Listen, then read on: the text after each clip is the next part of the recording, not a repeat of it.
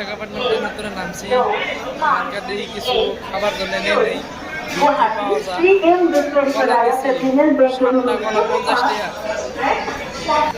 Visakhapatnam railway স্টেশনে খারাপ হয়েছে 20 মিনিট খারাপ হলে ইঞ্জিন আছি ওইটা বাড়ে এলাকা খালি আর মাথায় সব ভিড় কি ভিড় দেখবেন না पूरा 4.5 घंटा वेट करते थे।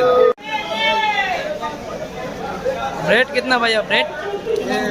60 रुपए का, ये 40 का, ये छोटा वाला 40 का। ये कितने आता? কত ওটা? 5 টাকা 60 টাকা। 60 টাকা।